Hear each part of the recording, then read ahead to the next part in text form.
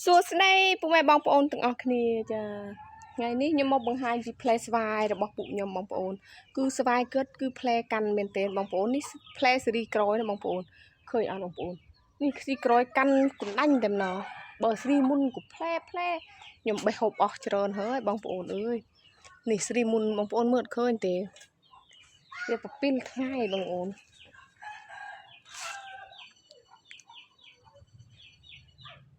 ខ្ញុំបង្ហាញឲ្យមើលណា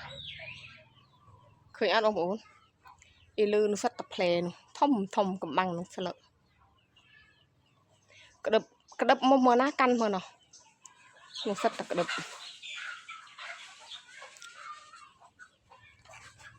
បើខាងនេះស្វាយផ្អែមកើតនេះស្វាយផ្អែមនេះ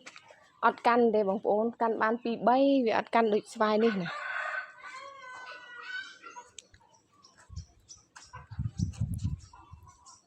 មានធំបន្តបន្ទាប់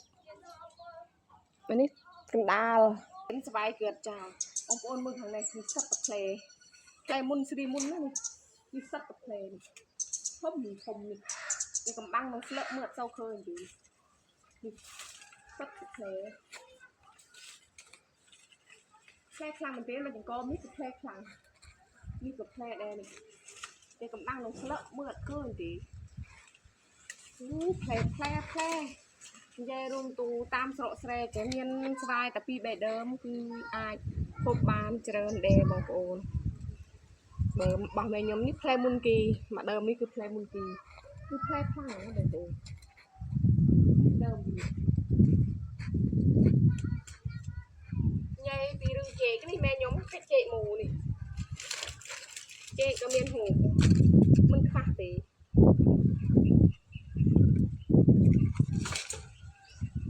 គឺសម្បូរខ្លាំងមែនទែនហើយខ្សលត្រជាក់ស្រួលខ្លាំងមែនទែន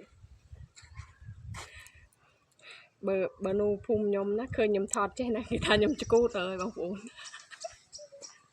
ប៉ុន្តែខ្ញុំវាមិនដឹងធ្វើម៉េចខ្ញុំស្រឡាញ់ខាងនេះឯងក៏ខ្ញុំមកថតវីដេអូណាខ្លះថាដូចឆ្កូតខ្លះថាដូចឡប់ក៏ខ្ញុំមិនខ្វល់សំខាន់ឲ្យតែមានបងប្អូនចូលទស្សនាមើលអ្នកថាមួយចំនួនទូចទេបងប្អូនតែអ្នកមើលគឺច្រើនដូច្នេះខ្ញុំសប្បាយចិត្តចាវីដេអូខ្ញុំក៏មានដូចច្រើនបងប្អូនបាយជួបគ្នាវីដេអូក្រោយទៀត